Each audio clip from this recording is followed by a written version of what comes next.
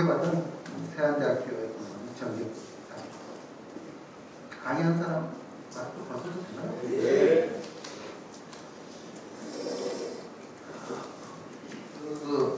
아마 제가 이 강의에 초청받게 오게 된 것은 작년 그리고 금년에 이어서 도시에서 발생했었던 버스 문제, 그 문제를 해결하기 위해서 공론화위원회가 진행이 됐었고, 그 공론화위원회 위원장을 맡아서 그 시내버스 부분의 공공성 강화를 위한 그런 여러 가지 그 작업에 대한 경험 때문에 저에게 아마 이런 강좌를 맡은 것 같습니다.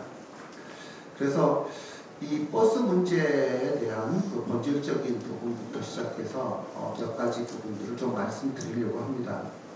또 사실 몇 가지 조금 그 민감한 부분들이 있어서 교재에는 실지 못하고 제가 그냥 강의로 담는 부분도 있다는 말씀을 드립니다. 대부분 그 아마 이제 목포권에 거주하시고 그러시기 때문에 최근까지 시내버스를 못하고 그리고 목포 시민들이 불편을 겪었었던 그런 일들을 잘 아시고 계실 겁니다. 그러면서 시내버스가 과연 앞으로 어떻게 가야 하는가, 그리고 이제 앞으로 광역화가 되었을 때 이런 시내버스의 운행은 어떻게 해야만 하는가라고 하는 좀 근본적인 문제를 우리가 생각해 보게 되는데요. 물론 지금 어떤 해법을 가지고 있는 건 아니지만 그런 부분들을 고민하는 시간이 됐으면 좋겠고, 또 그런 고민을 위해서는 최근에 발생했었던 목포의 버스 문제를 이해하시는 것도 매우 도움이 될 거라고 생각을 합니다. 특히 이제 행정구역 개편에 굉장히 민감한 부분이 이 버스입니다. 왜냐하면 시내버스라고 하는 게 우리가 과거에는 버스 자체만 운행해도 돈을 많이 벌던 시절이 있었지만 지금은 전혀 그렇지 않거든요. 그건 지금 현재 운행되는 신안군의 공영버스도 마찬가지고 목포시의 민영제로 운영하는 시내버스도 마찬가지입니다. 이게 점점 돈을 먹는 하마가 되어가고 있습니다. 이게 지방자치단체가 과연 감당할 수 있겠나 할 정도로 그 돈을 먹는 하마가 되어가고 있고, 그건 목포시나 신안군의 문제뿐만이 아니라 다른 모든 기초자치단체가 가지고 있는 문제이기도 합니다. 그래서 이런 그 향후 통합을 할 때 이 지역의 대중교통 문제는 어떻게 접근할 것인가, 이것도 굉장히 중요한 아젠다 중에 하나이고요. 또 이게 굉장히 민감한 게 여러 회사들이 현재 운행되고 있고 그런 부분들을 어떻게 담아낼 것인가 내지는 녹아낼 것인가 라고 하는 게 실질적으로는 통합이라고 하는 과정은 굉장히 많은 걸림돌들이 있을 텐데 그런 부분들도 포함이 될 수 있다라는 말씀을 드립니다. 그 신안군의 경우에는 지금 공영제로 운영을 하고 있습니다. 신안군, 그리고 주로 이제 대표적인 게 신안군의 모델이 공영제로 우리나라에 언급이 돼요. 그건 이제 도서지방이라고 하는 그 독특한 여건과 최근에는 이제 연륙연도가 되면서 발생하는 대중교통 수요에 비해서 대중교통의 어떤 필요성은 있거든요. 그렇기 때문에 필연적으로 공영제로 갈 수밖에 없습니다. 이렇게 이제 공영제로 실시되는 곳이 주로 이제 전라남도의 신안군을 제외하면 어디로 가냐면 강원도 이런 데로 갑니다. 우리가 아는 강원도 정선군이라든지 이런 곳은 실질적으로 공공성 아니면 버스를 운행할 수가 없습니다. 이제 그런 것들이 주로 공영제로 운영하게 되어 있고요. 목포시 같은 경우는 현재 민영제로 운영을 하고 있습니다. 그런데 이 민영제로 운영하는 게 과거에는 잘 되니까 민영제로 운영했을 거 아닙니까? 그런데 지금은 전혀 잘 되지가 않는데 어느 정도 안 되냐면 제가 이게 긁고 깨져버리네요. 상당히 민감한 내용인데 이걸 보호하기 위해서 긁고 깨져버리는 것 같습니다. 그래서 목포시에서 1년 동안 시내버스를 운행을 해요. 여러분들이 보시는 1번 버스, 2번 버스, 13번 버스, 500번, 200번 버스들이 운행하는데 총 드는 비용, 이런 비용이 어느 정도 혹시 되는지 생각해 보시고, 아니면 대충 이 정도 들 거야 라고 한번 말씀해 보실 분 있으세요? 주로 이제 억 단위로 가야겠죠. 1000만 원 단위는 절사하고요. 어느 정도 들까요? 50억.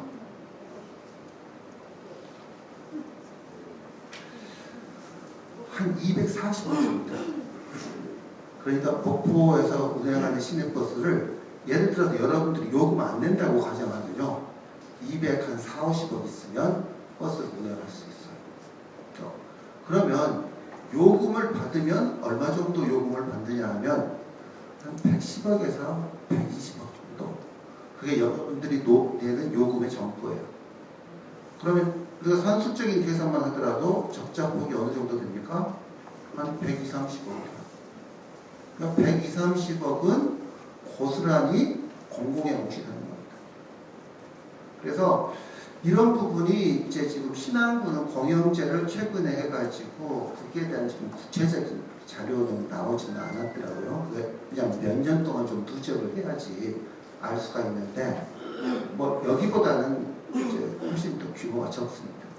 그래서 이런 부분들에 대해서 향후 어떻게 해야 될 것인가 하는 부분도, 이제 또 노선이 통합되는 부분, 이런 것까지 있기 때문에. 그런데 여러분들 알겠지만 신안군의 국내버스를 보거나 목포시의 시내버스를 보더라도 출퇴근 시간 내지는 그 통학 시간을 제외하고는 버스 타는 사람이 별로 없습니다. 그냥 굉장히 자연스러운 현상이에요. 옛날에는 시내버스 구조가 어떻게 만들어져 있냐면 앉아서 가게 만들어진 게 아니라 서서 가게 만들어졌어요. 의자가 굉장히 제약적으로 되어 있잖아요. 그 말이 뭐냐면 버스는 구조적으로 앉아서 서서 가게 만들어졌는데 요즘 버스 서서 가는 사람이 거의 없습니다. 이 출퇴근 시간을 제외하면. 그 정도로 승객이 없어요. 그런데 최근 들어서 유류 가격이 엄청나게 올랐습니다. 특히 이제 유류 가격 중에서도 우리는 뭐 휘발유, 경유 이런 거, 뭐 LPG 이런 거 넣잖아요. 근데 버스에서 사용하는 건 CNG라고 하는 버스를 쓰고, 연료를 쓰거든요. 이런 CNG 같은 경우는 지금 천연가스 추출물이어가지고 엄청나게 올랐어요. 그래서 금년도는 이게 뭐 120, 30억의 문제가 아닙니다. 연료비가 훨씬 올라가요. 그래서 그게 지금 뭐 다른 지역도 모두 마찬가지고, 그러면서 전국적으로 노모족버스, 뭐 군내버스라고 하는 이런 것들을 포함해가지고 버스를 앞으로 운영을 어떻게 해야 되지라고 하는 고민이 생긴 겁니다. 이 연료비를 이렇게 감당을 할 수 있겠어? 손님은 겨우 한두 명 타는데 실질적으로 버스 운행 기록을 보면 손님이 한 명도 없이 드라이브만 기사가 하고 온 그런 기록도 있어요. 왜냐하면 버스 기사가 차고를 나갈 때는 손님이 탈지 안 탈지 모르잖아요. 그래가지고 나갔는데 한 명도 안 타고 차고지에 들어온 케이스가 있습니다. 이거 완전히 가스만 날리고 온 거예요. 이렇게 돼서 앞으로 대중교통 체계에는 굉장히 급격한 변화가 있을 것이라고 생각을 합니다. 그래서 작년에 시내버스가 그 운행을 멈춰버렸어요. 금년에 뭐 뉴스에 나고 뭐 시민들이 불편을 겪었었던 건 파업이고요. 파업은 근로자들이 일 안 하겠다라고 하는 게 파업입니다. 버스 회사가 일 안 하겠다라고 하는 걸 뭐라고 하냐면 휴업이라고 합니다. 휴업 신청을 해버려요. 작년에는 휴업 신청을 했고 금년에는 파업을 신청만 한 게 아니라 해버렸어요. 그래서 이게 이제 근본적으로 지금 어떤 그 공공성이 버스가 강화되는 쪽으로 갈 수밖에 없어요. 그런데 이런 버스의 공공성이 강화되기 위해서는 뭐가 필요하냐면, 제일 버스가 공공성이 강화되는 가장 좋은 길은 지금 현재 민영제를 하는 사업자가 다 포기해버립니다. 어느 순간 나의 모든 사업권을 포기를 하겠습니다. 그리고 물러날게요. 여기에 이제 우리가 말하는 노선권이라고 하는, 노선권이 일종의 그죠? 내가 있는 노선에 대한 가치, 이것도 전부 다 무료로 반납할게요. 우리가 흔히 말하는 권리금 안 받고 반납할게요. 내가 가지고 있는 부채 다 내가 책임지고 정산하고, 내가 가지고 있는 회사도 다 정산할게요. 그리고 난 이 비즈니스를 떠나겠습니다 하면 좋아. 왜? 새로 시작하면 됩니다. 근데 보통 그렇지 않거든. 지금 현재 사업을 하고 있는데 이게 우리가 흔히 말하는 통합이 됐다고 해가지고 이 사람들이 사업을 접는 건 아니에요. 사업을 접기에는 부채가 너무 많습니다. 그래서 이런 부분들에 대한 갈등의 해결, 이런 것도 행정적으로나 아니면 재정적인 해결이 필요한데, 이런 것도 이제 통합 과정에서 우리가 살펴봐야 합니다. 그래서 지금 점점 우리도 이렇게 그 공공성을 강화하고 공영적인 요소를 조금 집어넣기 위해서 지금 작업을 하고 있습니다. 그게 이제 준공영제라고 하는 것들을 실시를 하려고 하고 있습니다. 그래서 지금 2021년 작년 4월에 버스회사가 휴업신청서를 접수했고, 그 후로 이제 공론화위원회가 구성돼가지고 선경영 개선 후 준공영제를 도입하자라고 하는 그런 이제 안을 지금 내놨습니다. 그 말이 뭐냐면 목포시의 버스가 한 157대가 있습니다. 뭐 아시는 분 다 아실 거예요. 태원여객이라고 하는 회사와 유진운수라고 하는 회사를 통해서 실질적으로는 같은 회사인데 157대가 운행을 하고 있거든요. 그 버스를 한 100여 대 수준까지 줄이지 않으면 시민들의 부담이 계속 늘어나게 됩니다. 금년에 120억 적자면 내년에는 140억 적자. 우리가 상식적으로 버스를 타는 인구가 늘어날까요? 줄어들까요? 늘어나기는 힘듭니다. 상식적으로 늘어나기 힘들기 때문에 궁극적으로 원가가 증대하고 그러면 버스 인구는, 타는 인구는 늘지 않고 원가가 증대되면 결국 시민의 부담이 늘어날 수밖에 없어요. 금년에 120억에서 내년에는 160억이 늘어날 수밖에 없기 때문에 이걸 해결하는 가장 큰 길은 버스의 대수를 줄이는 수밖에 없어요. 그래서 버스가 대수도 줄이고 뭣도 줄여야 되냐면 사이즈도 줄여야 돼요.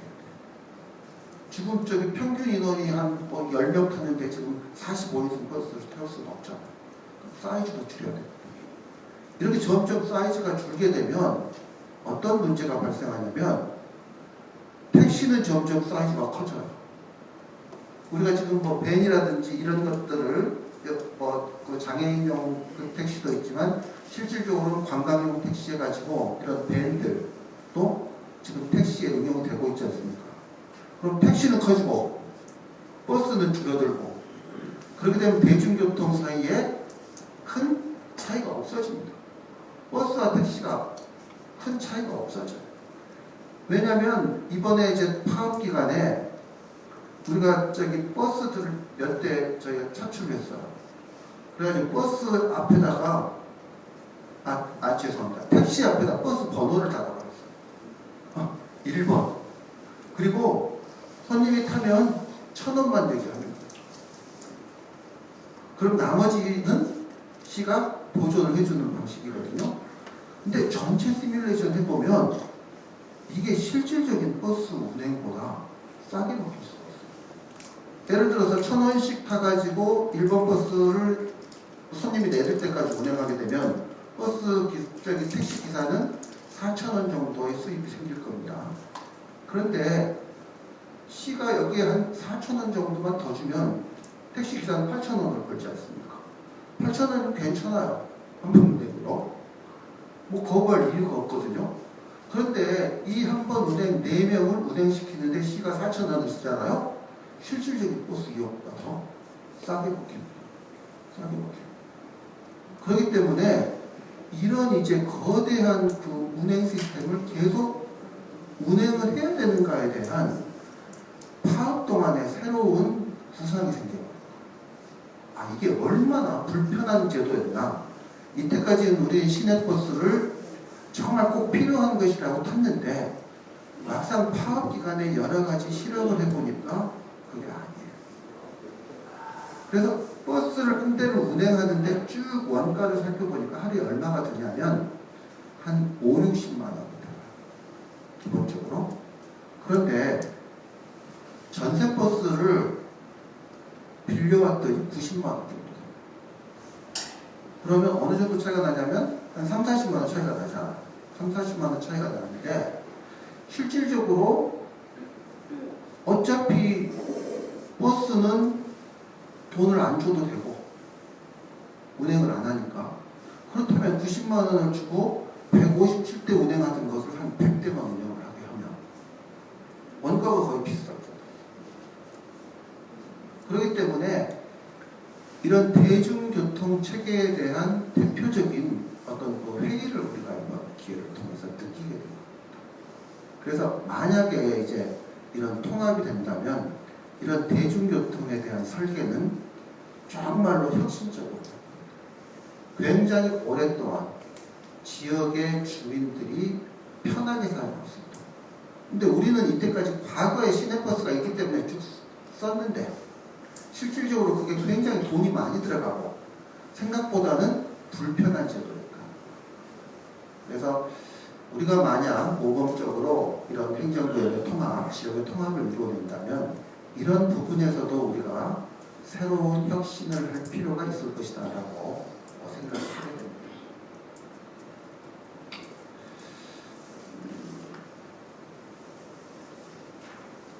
그 다음에 이제 지금 현재 이제 신안군 같은 경우도 이제 독과점 체계고 목포시도 실질적인 독과점 체계입니다. 그러니까 2대 버스 회사가 운영되고 있어도 실질적인 한 대거든요. 그러다 보니까 버스 회사가 굉장히 누적된 그러니까 관행에 의한 그 회사 경영을 하고 있어요. 그러니까 이때까지 했기 때문에 하는 겁니다. 그런 식으로 하면 미래의 교통 수요를 담아낼 수가 없다고 저는 생각합니다. 예를 들어서 손님이 없어도 야 이건 원래 운영하던 거야. 그리고 우리가 좀 손님이 없더라도 부족한 부분들은 시가 재정 지원을 해주기 때문에 그냥 가는 거야.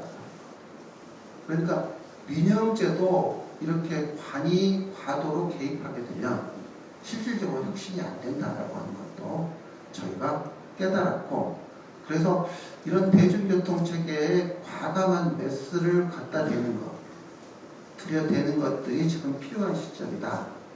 그런 것들이 이제 아주 백지 상태에서 우리가 바라볼 시점이 행정구역 통합된다든지 하게 되면 발생을 할 것이다 라고 생각을 합니다.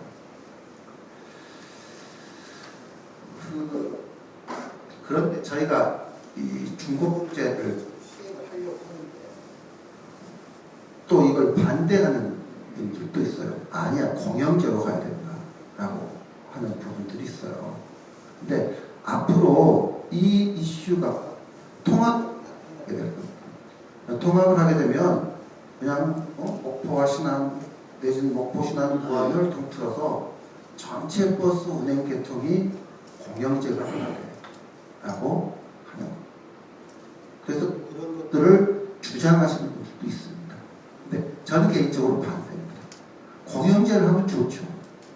공영제가 나쁜 제도가 아니고 공영제가 좋은 제도이지만 그것을 운행하는 계통에서 나타나는 부작용은 민영제보다 심각할 수 있다고 하는 게 제 의견이에요.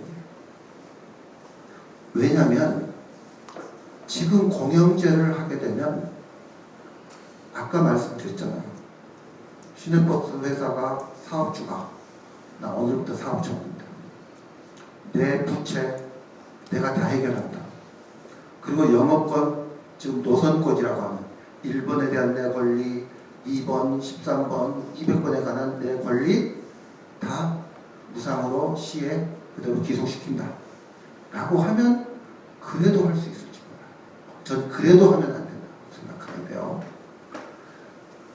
그런 상황이 오면 고려는 해볼 수 있겠지만 그렇지 않으면 공영제를 할 수 있는 유일한 방법은 인수받는 거. 그걸 인수를 받거든요. 그러면 인수할 때 대표가 그래 다 그대로 가지고 가라. 난 1원도 여기서 안 가질게.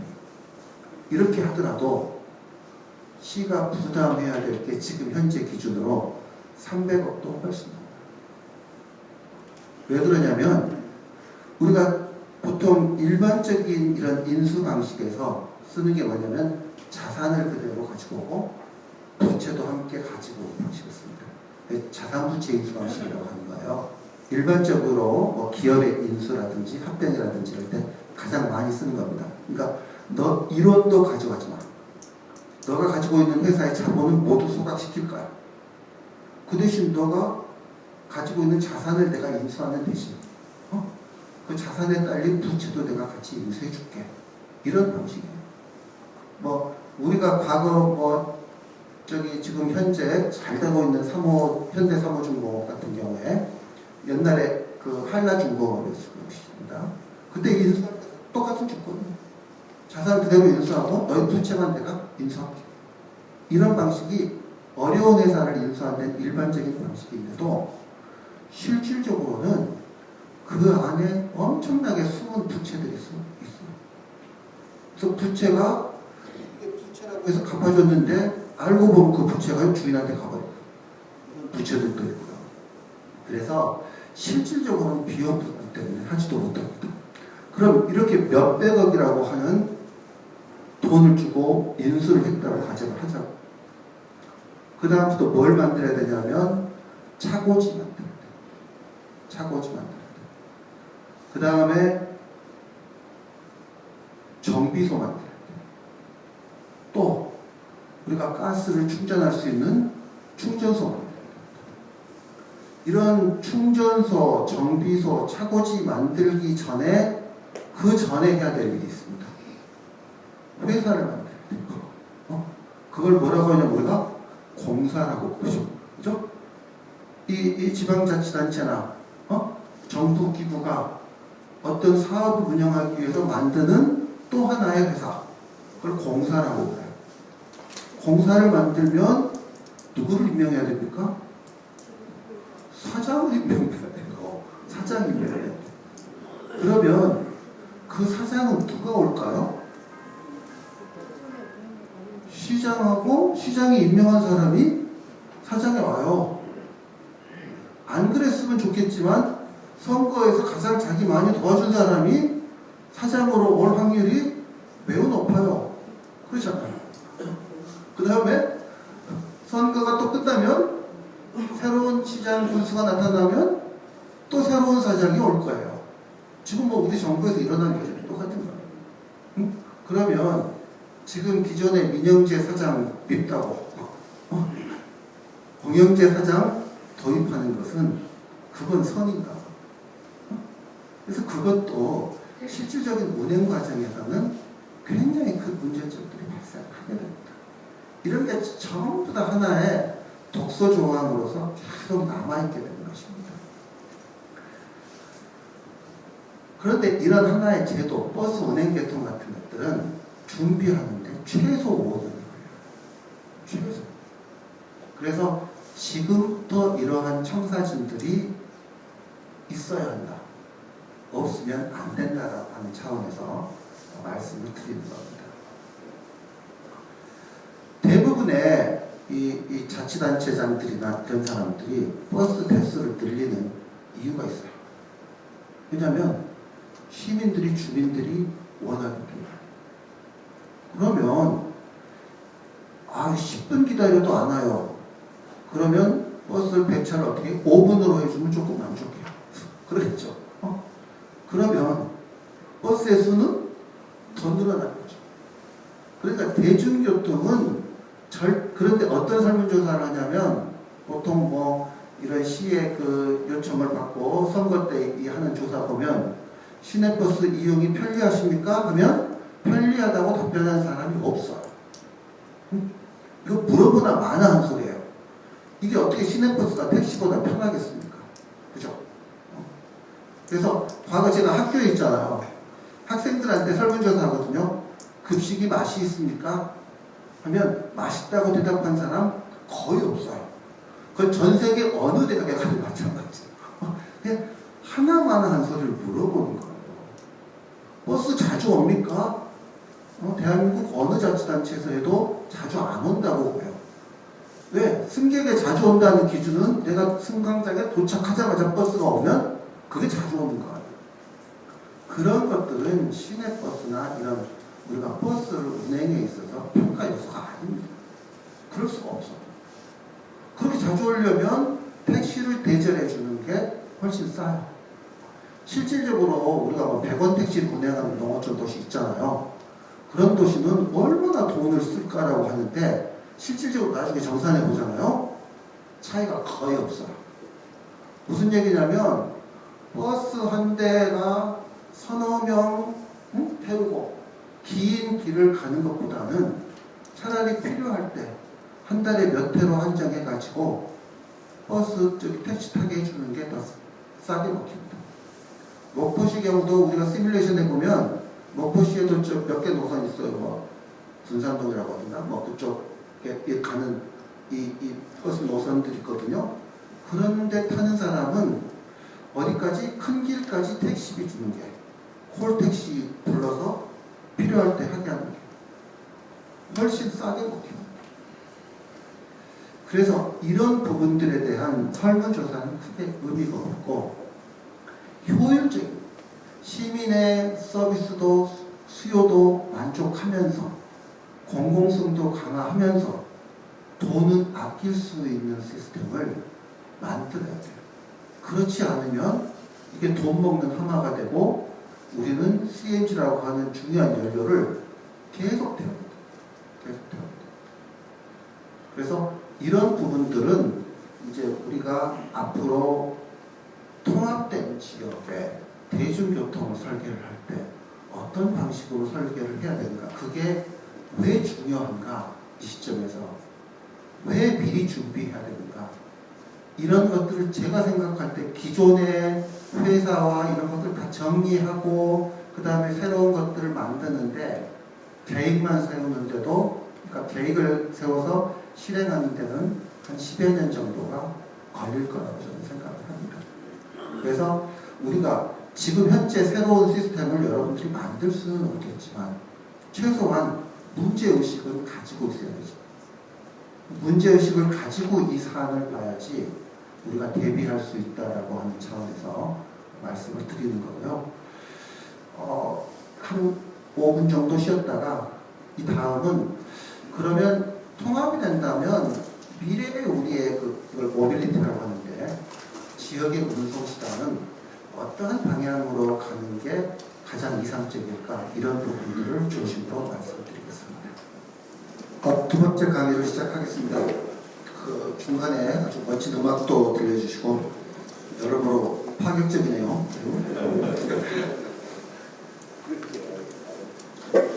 그 이제 민영제, 공영제 이런 건 이제 이미 이전 시간에 약간 설명을 드렸는데 그 신안군에서 하고 있는 것도 완전 공영제는 아닙니다.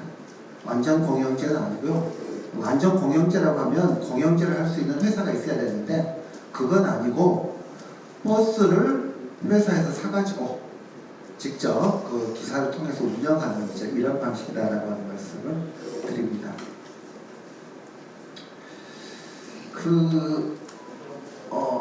좀 우리가 압축해가지고 해야 되기 때문에 이제 우리가 지금 기존의 버스라고 하는 것의 문제점들은 저희가 인식을 다 했고, 그러면 앞으로는 어떻게 가야 할 것인가 하는 겁니다. 특히 이제 통합을 한 우리 지역의 미래의 교통수단이다라고 하는 것은 기존의 핵심적인 운행 노선은 그대로 유지를 해야 될 겁니다. 우리가 국도 1호선을 중심으로 한 그런 노선이라든지 아니면 이제 목포에서는 백년로를 중심으로 한 노선, 이런 부분들, 그리고 이제 신안도 실은 이제 안자팔금이라든지 이 도서를 통해서 앞으로 연결되는 이런 부분들은 기존에 유지를 하는데 나머지 노선들에 대한 우리가 그걸 지선이라고 해요. 이제 간선이 주로 핵심 노선이고, 핵심 노선은 유지를 하되 간선 노선은 어떻게 해야 되느냐 하면, 제가 생각하는 관점에서는 버스와 택시의 혼합형으로 가야 된다. 그러니까 택시의 편리성과, 그렇다고 택시라고 하는 건 독점석을 가지고 있거든요. 나만 타야 되는데 그래서 그럼 택시를 나눠 탄다고 내가 가고자 하는 곳 내 마음대로 가는 형태가 아니고요. 기본적으로 이 마이크로버스나 아니면 대형 밴 같은 것들을 이용해서 기본적으로 가는 노선들을 정해놓는 겁니다. 손님이 없으면 더 빨리 가는 거예요. 주로 지금 우리나라에서 지금 대중교통은 주로 어디를 중심으로 해서 바뀌고 있냐면 역을 중심으로 해서 바뀌고 있습니다. 그래서 우리는 이때까지 역 만들고 터미널 만들고 정류장 만들고 공항 만들고 이랬거든요. 이런 것들을 이제 분산형 배치라고 했어요. 과거에는 여러분들 아주 뭐 좀 되신 분들 이제 70 넘으시고 이러신 분들 혹시 과거에 목포시에 버스가 어디서 운행됐는지 아십니까? 시외버스 같은 게 역 앞에서 운행됐어요. 그래서 과거 지금 최초의, 당시는 금호고속이 아니고 광주역의 터미널은 지금 목포역 앞에 광주은행점에 있었습니다. 그곳에서 버스가 다녔어요. 왜냐하면 거기가 가장 좋은 자리이기 때문에. 거기가 가장 좋은 자리입니다. 버스도 탈 수 있고 기차도 탈 수 있고 시내버스도 탈 수 있고, 그죠? 거기다 배까지 탈 수 있으면 더 좋겠죠. 그래서 대중교통이라고 하는 것은 통합이 가장 좋은 방법인데, 그동안 도심이 혼잡하고 길은 좁은데 차는 많고 그러면서 이걸 분산시켜야 되겠다고 해서 옮겨놓은 거예요. 그때는 왜 수요가 너무 많았으니까. 근데 대중교통의 수요가 이제 좀 줄어들었다면 그걸 다시 원위치해 놓는 거예요. 복원을 시키면 됩니다. 많은 분들도 그러시겠지만 우리가 요즘 이제 KTX를 타는 건 되게 일상화됐거든요. KTX를 누가 어떤 그 특별한 사람이 타는 게 아니고, 전 개인적으로 저도 아침 일찍 이 KTX를 많이 타는데, 제가 평소에 살면서 가장 많은 사람들을 그때 만납니다. 기차 타면서 역에서 만나고 열차 안에서 만나고 되게 많이 만나요. 그만큼 우리 일상에 가까워졌다고 하는 거거든요. 그렇다면 우리의 대중교통 수단을 역하고 가장 밀접해요. 그래서 그 역에서 밀접하게 되어 있는데, 그렇다고 하루에 2번 있는 버스를 타기 위해서 KTX 타고 서울에서 목포까지는 2시간 20분에 왔는데, 내가 저기 신안군에 어디까지 가려고 하는데 버스는 하루에 2번 있대요. 아침에 한 번, 저녁에 한 번. 그러면 대중교통의 의미도 없고 내가 심지어 KTX를 타고 빨리 오는 이유도 없잖아요. 이런 경우에 우리가 말하는 대중교통과 택시의 혼합된 형태들이 가능합니다. 예를 들어서 안좌라든지 팔금이라든지 이런 쪽으로 가는 사람들이 다 경유해가지고 탈 수 있는 그런 버스. 근데 KTX가 도착하면 출발할 수 있는 버스. 그런 유연성을 가진 택시와 버스의 혼합 형태가 신안군 같은 데서는 매우 필요하게 될 겁니다. 택시를 타자니 너무 부담스러워요. 혼자 왔는데, 가방 하나 들고 왔는데 택시를 타자니 너무 비싸고, 이걸 4분의 1만 나눠도 훨씬 싸요. 그런데 택시의 규모를 조금 더 크게 만들어줘요. 그러면 4분의 1보다 더 싼 요금으로. 그리고 이제 택시 기사와 흥정하는 게 아니고 항상 그 요금은 책정돼 있어요. 이 지금 합승형, 그러니까 택시형 버스 이런 걸 이용하면 안전까지는 얼마, 발금까지는 얼마, 이런 식으로 우리가 최소한 연도 연륙되는 것은 대충 요금이 있는 거예요. 이런 식으로 운행을 하게 되면 미래 모델이 될 수 있다. 그걸 무슨 제가 제 머릿속에 나온 건 아니에요. 이미 그런 식으로 굉장히 많이 적용이 되고 있다라고 하는 겁니다.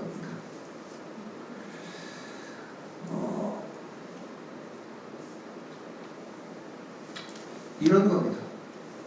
지금 국내에서 지금 쓰고 있는 거, 이 정도를 이걸 버스라 하기에도 그렇고 택시라 하기에도 그렇지만 이걸 타고 8명 정도를 이동할 수가 있어요. 목포 시내버스의 평균 탑승 인원이 11명이 안 돼요. 이 45인승 대형 버스를 운행하는 목포시의 평균 탑승률이 11명이 안 됩니다. 그런데 이게 8명 이상 탈 수가 있어요. 근데 훨씬 더 자유롭게, 시간적으로도 자유롭고, 이건 버스 정류장에 안 서도 불법 아닙니다. 8명이 원하는 행선지에 가면 되는 거예요. 단지 그 행선지는 정해져 있어야 됩니다. 미리 정해져 있는 버스이기 때문에 이런 형태의 노선을 운영을 합니다. 하지만 그와 함께 이런 간선은 핵심적으로 예를 들어서 30분에 한 대, 1시간에 한 대씩 하는 간선을 유지해야 돼요. 당연히 요금은 좀 다르겠죠. 예를 들어서 버스가 2,000원이고 택시가 10,000원이다라고 하면 그럼 5,000원 정도에서 탈 수 있는, 4,000원, 5,000원 정도에서 탈 수 있는 이런 형태의 모빌리티가 도서로 구성된 신안군만 적용이 가능한 거 아닙니다. 이게 뭐 영암이라든지, 그죠? 예를 들어서 심지어 해남 이런 데까지 얼마든지 적용이 가능한 겁니다. 그런 형태로 이미 우리나라 역들이 다 돌아서고 있어요. 그걸 뭐라고 하냐면 광역환승센터라고 합니다. 광역환승센터. 그러니까 광역환승센터라고 하는 것은 시내버스와 시외버스와 철도를 합쳐버립니다. 그래서 KTX 역에서 내리면 내가 저기 어디죠? 강진까지 가. 그럼 시내버스의 영역이 아닌 시외버스의 영역이 됩니다. 이때까지는 터미널 가야 됐지만 KTX 내리는 곳에서 타라고 하는 게 광역환승입니다. 신안군 같은 경우는 목포시는 시내버스가 되겠죠. 신안군 같은 경우는 아까 말씀드린 시내버스와 택시의 복합형, 그런 복합형 일종의 셔틀, 이런 부분들이 향후에 굉장히 유용한 활용을 할 수가 있다. 가장 가까운 예로 지금 익산시 도구가 만들고 있습니다. 목포시보다는 좀 크지만 도시 규모가 비슷하거든요. 이걸 통해서 익산시가 노리는 것은 지금 익산시도 여러분들 목포시하고 비슷하게 익산역에서 내리면 정말 밤에는 참담합니다. 제가 밤에 익산역에서 기차 내리는데 무섭더라고요. 무서울 정도로 거기도 원도시 문제가 심각한데 이런 식으로 여기에 환승 기능을 넣어가지고 이 안에 대규모 복합 쇼핑몰까지 유치를 하거든요. 이러면 말 그대로 KTX 타러 오는 게 아니에요. 그냥 여기까지 오는 이유가 또 하나 생기는 겁니다. 그죠? 원인들이 쇼핑이나 엔터테인먼트를 위해서 그냥 오는 거예요. 이런 이제 여러 가지 역할을 할 수 있는 그런 KTX 중심으로 우리의 일상이 변화되기 때문에 역은 그런 모습을 갖춰야 됩니다. 광역 환승과 그 다음에 어떤 쇼핑. 광역 환승이 된다고 하더라도 뭐 몇 시간 기다려야 오는 버스 이런 것은 안 된다. 뭐 그걸 타는 것은 자유지만 내가 택시보다 부담이 적은 그런 합승형 모빌리티를 이용할 수 있도록 제일 문제가 뭐냐면 규제가 좀 돼야 돼요. 우리 운송사업법을 보면 시내버스, 시외버스, 농어촌버스, 마을버스 다 법률이 달라요. 법규가 다 다릅니다. 근데 그 규정을 보면 마을버스 같은 경우는 뭐 말도 안 되는 뭐 그런 내용인데 당시에는 그 조항이 필요했을 거예요. 그런 것들이 아직도 고쳐지지 않고 있습니다. 심지어 우리 교통수단이 여러분들 시외버스하고 고속버스 차이가 뭔지 아세요?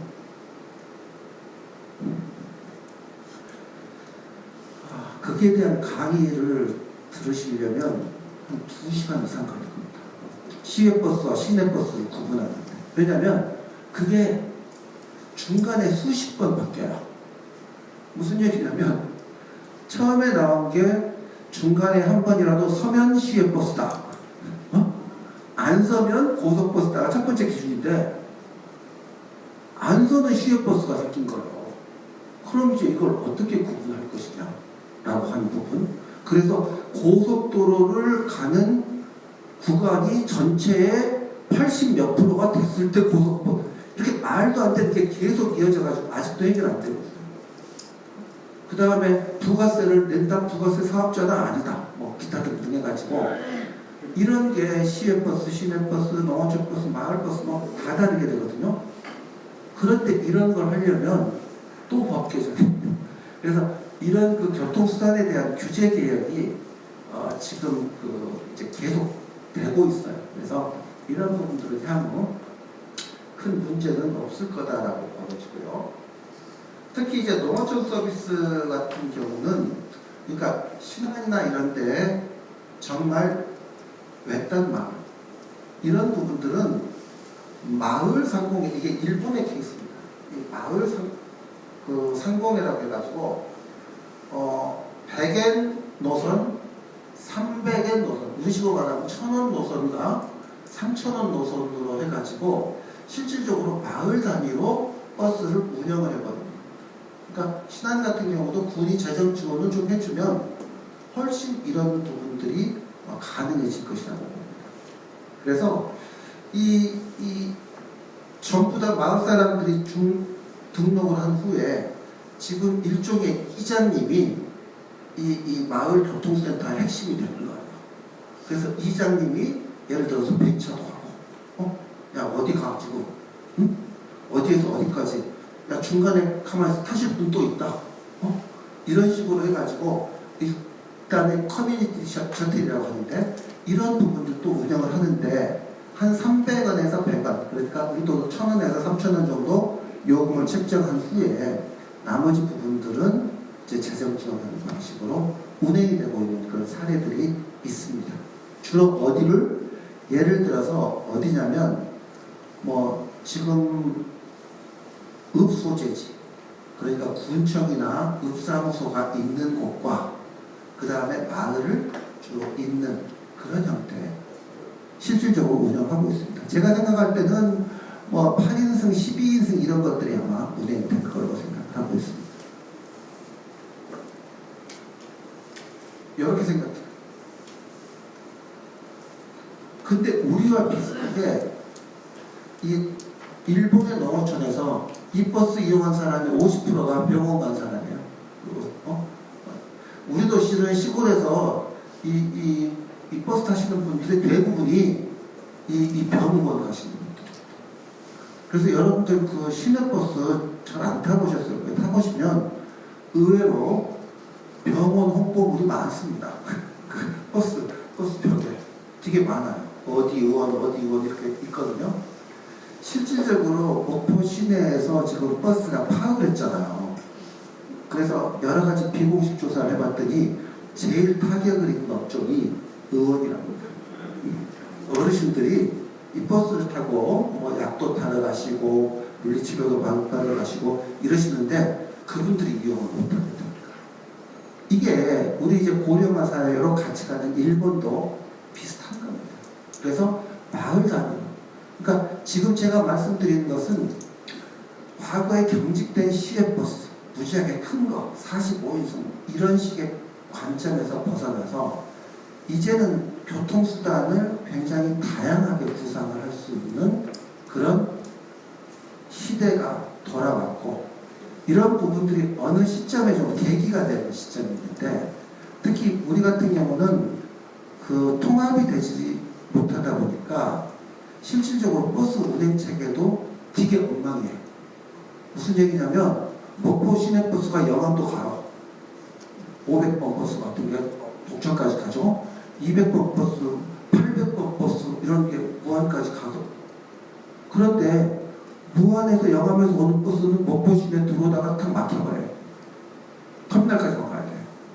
그게 기존의 법규 문제 때문에 그렇거든요. 통합이 되면서 이런 어떤 그 주제 문제까지 해결을 하면 다양한 형태의 새롭고 창의적인 그런 모빌리티, 어떤 대중교통수단을 구성을 할 수가 있을 것이고, 저는 이번에 이제 이런 그 목포 시민들이 아픔을 겪다 보니까 목포가 향후에는 좀 창의적인 이런 대중교통수단을 스스로 이렇게 만들어내는 그런 모범도시가 됐으면 하는 생각을 늘 합니다.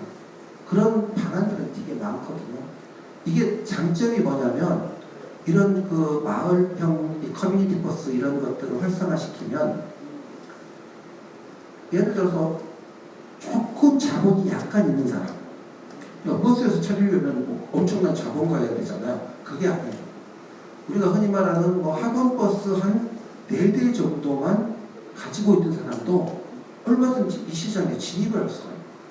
그래서 훨씬 더 친근하고 마을 아저씨 같고 동네 친구 같고 오빠 같은 사람들이 이 대중교통 서비스에 조인 들어오게 되고, 그 사람들이 서로 경쟁을 할 수 있도록 만들어주는 그런 계기가 필요해서, 저희가 앞으로 이 목포 시내버스 문제를 하는데도 이 부분들은 되게 좀 생각을 하고 있어요. 그래서 뭐 어떤 큰 회사, A 회사, B 회사가 서로 그냥 이글이글거리는 사람의 경쟁을 하고, 큰 회사가 하나 있으면 그 밑에 소소한 경쟁사들은 정말 마을 사람 같고 친구 같은 사람들이 경쟁자로 들어올 수 있는 그런 체계가 아마 좀 통합이 되고, 여러 가지 시도를, 특히 그 농어촌 도서 지역이 전체 행정구역에 편입되면 다양한 시도를 해볼 수 있겠다. 이런 준비를 한번 여러분들이 지금부터 생각하고 구상하는 것은 어떠냐는 의미에서 오늘 하는 일이 다 잘 되고, 그것 저도 정말로 원합니다. 그 길에 항상 행운이 함께하십니다. 제가 오늘 드린 말씀이 조금이라도 도움이 되었기를 진심으로 바라겠습니다. 감사합니다.